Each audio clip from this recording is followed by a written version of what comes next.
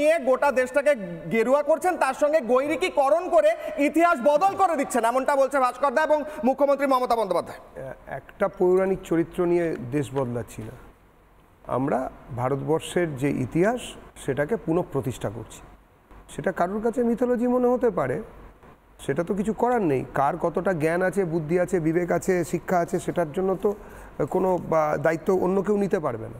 কিন্তু একথা ঠিক যে রামের যেদিন জন্ম, সেই দিন, ক্ষণ, তারিখ সব কিছু রামায়ণে লেখা আছে।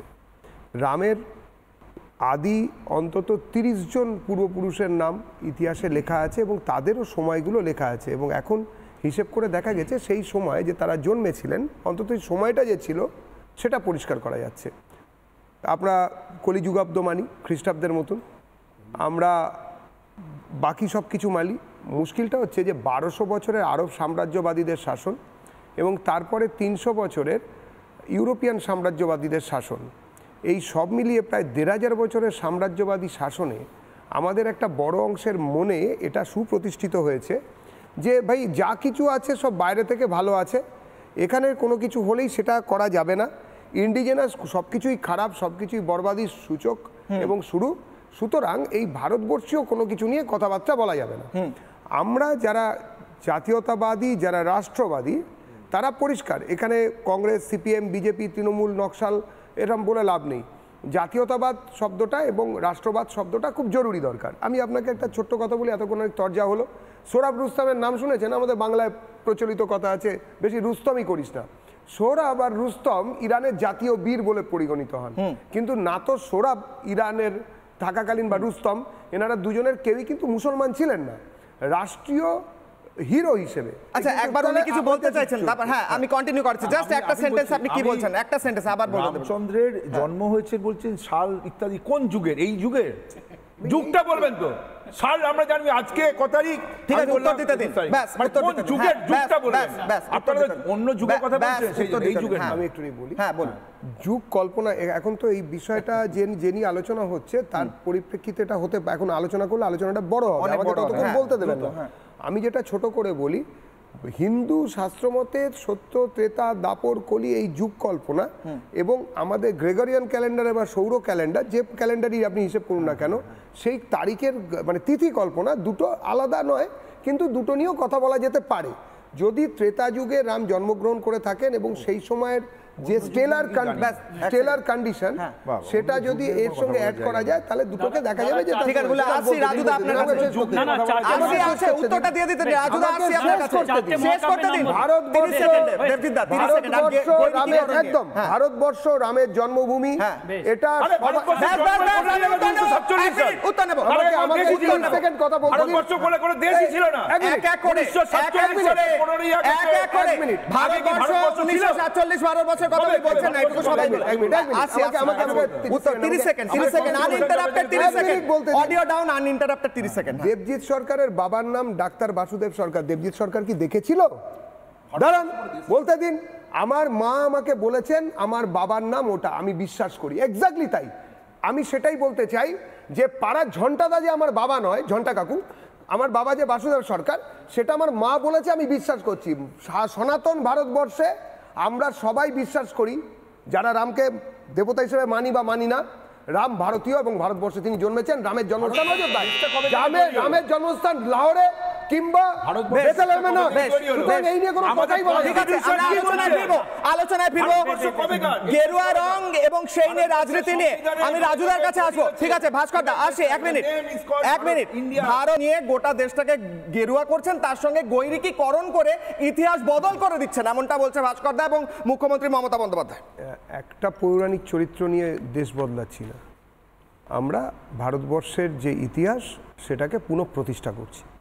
সেটা কারোর কাছে মিথোলজি মনে হতে পারে, সেটা তো কিছু করার নেই। কার কতটা জ্ঞান আছে, বুদ্ধি আছে, বিবেক আছে, শিক্ষা আছে, সেটার জন্য তো কোনো দায়িত্ব অন্য কেউ নিতে পারবে না।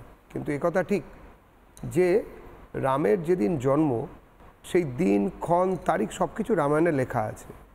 রামের আদি অন্তত 30 জন পূর্বপুরুষের নাম ইতিহাসে লেখা আছে এবং তাদেরও সময়গুলো লেখা আছে। এবং এখন হিসেব করে দেখা গেছে সেই সময় যে তারা জন্মেছিলেন, অন্তত সময়টা যে ছিল সেটা পরিষ্কার করা যাচ্ছে।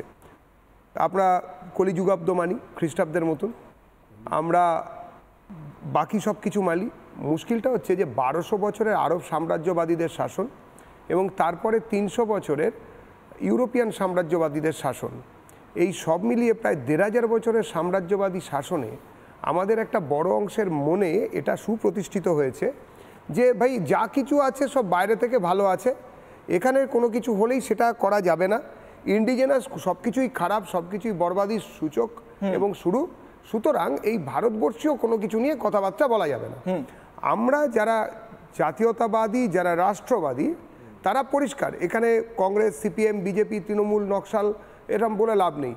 জাতীয়তাবাদ শব্দটা এবং রাষ্ট্রবাদ শব্দটা খুব জরুরি দরকার। আমি আপনাকে একটা ছোট্ট কথা বলি, এতক্ষণ অনেক তরজা হলো। সোহরাব রুস্তমের নাম শুনেছেন? আমাদের বাংলায় প্রচলিত কথা আছে, বেশি রুস্তমই করিস না। সোহরাব আর রুস্তম ইরানের জাতীয় বীর বলে পরিগণিত হন, কিন্তু না তো সোহরাব ইরানের থাকাকালীন বা রুস্তম, এনারা দুজনের কেউই কিন্তু মুসলমান ছিলেন না রাষ্ট্রীয় হিরো হিসেবে। আচ্ছা, একবার উনি কিছু বলতে চাইছেন, তারপর হ্যাঁ আমি কন্টিনিউ করছি। জাস্ট একটা সেন্টেন্স আপনি কি বলছেন, একটা সেন্টেন্স আবার বলতে দেবেন। রামচন্দ্রের জন্ম হয়েছে বলছেন সাল ইত্যাদি কোন যুগের? এই যুগের যুগটা বলবেন তো?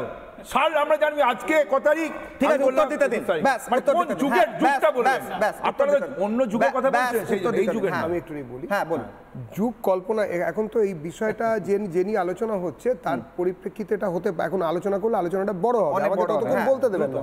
আমি যেটা ছোট করে বলি, হিন্দু শাস্ত্রমতে সত্য, ত্রেতা, দাপর, কলি এই যুগ কল্পনা এবং আমাদের গ্রেগরিয়ান ক্যালেন্ডারে বা সৌর ক্যালেন্ডার, যে ক্যালেন্ডারই আপনি হিসেব করুন না কেন, সেই তারিখের মানে তিথি কল্পনা দুটো আলাদা নয়, কিন্তু দুটো নিয়েও কথা বলা যেতে পারে। যদি ত্রেতা যুগে রাম জন্মগ্রহণ করে থাকেন এবং সেই সময়ের যে স্টেলার কন্ডিশন সেটা যদি এর সঙ্গে অ্যাড করা যায়, তাহলে দুটোকে দেখা যাবে যে ঠিক আছে, বলে আসি রাজুদা আপনার কাছে। আসি আছে, উত্তরটা দিয়ে দিতে দিন রাজুদা, আসি আপনার কাছে, শেষ করতে দিন। ভারতবর্ষ, 30 সেকেন্ড একদম ভারতবর্ষ রামের জন্মভূমি, এটা উত্তর নেব। আমাকে 30 সেকেন্ড কথা বলতে দিন। ভারতবর্ষ বলে কোনো দেশই ছিল না। এক এক করে 1947 সালে ভারতবর্ষ 1947 12 বছর কথা বলছেন না, একটু সবাই আসি আমাকে উত্তর 30 second uninterrupted 30 second audio down uninterrupted 30 second. Debjit সরকারের বাবার নাম ডাক্তার বাসুদেব সরকার। দেবজিৎ সরকার কি দেখেছিল? দাঁড়ান বলতে দিন। আমার মা আমাকে বলেছেন আমার বাবার নাম ওটা, আমি বিশ্বাস করি এক্স্যাক্টলি তাই। আমি সেটাই বলতে চাই যে পাড়ার ঝন্টাদা যে আমার বাবা নয়, ঝন্টা কাকু, আমার বাবা যে বাসুদেব সরকার, সেটা আমার মা বলেছে, আমি বিশ্বাস করছি।